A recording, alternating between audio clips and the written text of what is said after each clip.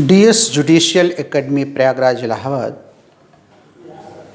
सभी छात्रों को जो न्यायिक सेवा परीक्षा की तैयारी कर रहे हैं, अभियोजन अधिकारी की परीक्षा की तैयारी कर रहे हैं, उनके मंगलमय भविष्य की कामना करती है और आज उनको एक ऐसे विषय का ज्ञान कराने जा रही है जिससे वे एक अच्छे वकील बन सकते हैं, एक अच्छे न्यायिक अधिकारी बन सकते हैं, एक अच्छे गवर्नमेंट लॉयर बन सकते हैं और अपने खुद ही विधिक सलाहकार अपने मामले के हो सकते हैं।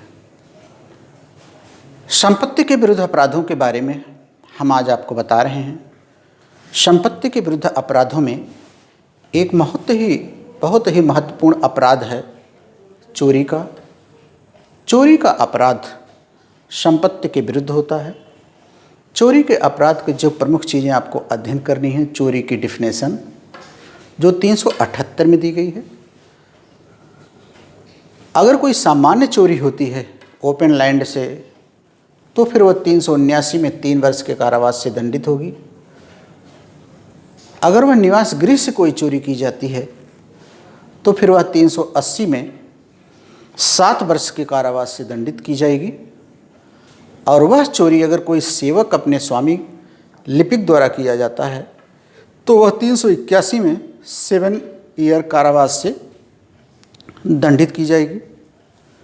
अगर कोई हथियारों के साथ मारने के इरादे से भी की आवश्यकता पड़ने पर मार भी देंगे चोरी करता है तो वह 382 आईपीसी में 10 ईयर कारावास से दंडित की जाएगी। यहाँ और महत्वपूर्ण चीज़ है, ऐसी चोरी जो सामान्य चोरी है, चाहे सभी प्रकार की चोरियों को कॉग्निजेबल ऑफेंस माना गया है, अर्थात गंभीर अपराध हैं, बिना वारंट गिरफ्तारी हो सकती है। सभी प्रकार की चोरियां कॉग्निजेबल ऑफेंस हैं।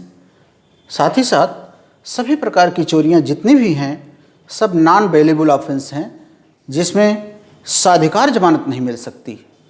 साथ ही साथ इनका ट्रायल भी 380, 381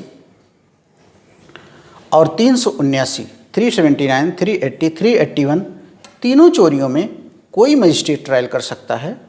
लेकिन जो गंभीर चोरी है सबसे ज़्यादा, जिसमें 10 वर्ष की सज़ा है, उसमें केवल प्रथम वर्ग मजिस्ट्रेट ही ट्रायल कर सकता है। चोरी के विषय में एक महत्वपूर्ण बात, स्टूडेंट चोरी की परिभाषा याद करने में बड़ी दिक्कत महसूस करता है और वह याद नहीं कर पाता है चोरी की परिभाषा और वह भूल जाता है। हम आपको एक मेथड आज देते हैं जिसके माध्यम से चोरी की परिभाषा आप कभी नहीं भूलेंगे और वह चोरी की परिभाषा सदैव आपको याद रहेगी। वह है चोरी की परिभाषा हम कैसे याद करें। चोरी की परिभाषा के हर एलिमेंट से एक एक तत्व हम ले लेते हैं, जैसे क, स, ज, बे, ह। ये 5 शब्द हैं जिससे पूरी चोरी गठित होती है, जिसमें का फॉर कब्जा, अर्थात जब भी कोई चोरी होगी किसी न किसी पोजीशन से होगी, किसी न किसी कब्जे में वो चीज़ अवश्य रहती है। दूसरी, जिसके कब्जे में वह संपत्ति रहती है उसकी सहमत के बिना लिया जाता है। साफार है सहमत के बिना संपत्ति का लिया जाना। साफार है विदाउट कंसेंट और जाफार है जंगम, अर्थात मोएबल चल संपत्ति, movable property. Only movable property is the subject matter of the theft. और बे फॉर बेईमानी, dishonestly, if the property not taken dishonestly so that is not theft. और लास्ट है हा फॉर हटाना। No any work of the theft will be become theft if that property not dislocated.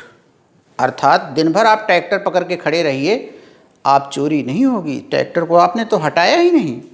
तो का for कब्जे से संपत्ति का लेना, सा फॉर स्वामी की जो कब्जे में है उसकी सहमत के बिना लेना, जा फॉर जंगम यानी मोएबल संपत्ति को ले जाना, बेफार बेईमानी अर्थात उसको नुकसान पहुंचाने के लिए ले जाना, और हाफार हटाना अर्थात संपत्ति को डिसलोकेट किया गया हो।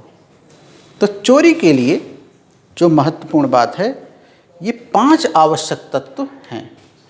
ये 5 उंगलियां आपकी 5 आवश्यक तत्व हैं। फ्यूचर में आप इसे कभी नहीं भूलेंगे। आइए चोरी के विषय में हम और महत्वपूर्ण जानकारी आपको देते हैं।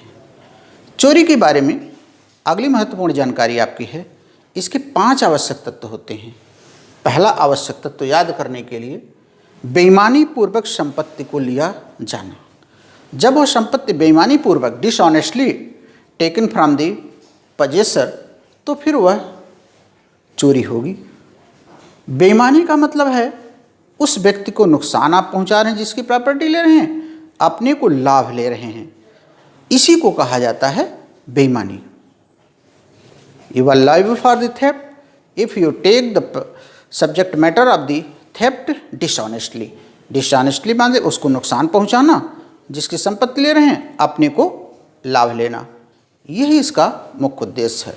सेक्शन 24, सेक्शन 23 दोनों धाराएं मिल करके ये बताती हैं डिसऑनेस्टली क्या है। डिसऑनेस्टली 24 में, सेक्शन 24 में बताया गया है कि दूसरे को नुकसान, अपने को रॉन्गफुली लाभ ले लेना। रॉन्गफुल गेन, रॉन्गफुल लॉस 23, ये आपका होगा बेईमानी। बेईमानी को स्पष्ट करने के लिए एक बहुत ही भारत की मशहूर केस है, के.एन. मेहरा बनाम union of India. K. N.. Mehra Bharat सरकार की बिना अनुमति के भारतीय हवाई जहाज़ को उड़ा करके पाकिस्तान ले गए और फिर वहाँ से वापस ला करके जोधपुर एयरपोर्ट पे खड़ा कर दिया। उन्होंने लैंड किया। उन्हें चोरी के लिए उत्तरदायी माना गया, क्योंकि वह भारत सरकार को नुकसान पहुंचाने के इरादे से इस प्रकार विमान को वहाँ पर ले गए थे। ये बेईमानी हुआ आपका। दूसरा है कि वह कब्जे में किसी के होना जरूरी है। जिस संपत्ति को आप ले रहे हैं वह किसी के पजेशन में हो, यही कारण है। गंगा की मछलियाँ किसी के कब्जे में नहीं होती, इसलिए चोरी की विषय वस्तु नहीं है। समुद्र की मछलियों में चोरी की विषय वस्तु नहीं है। गंगा का पानी चोरी की विषय वस्तु नहीं है।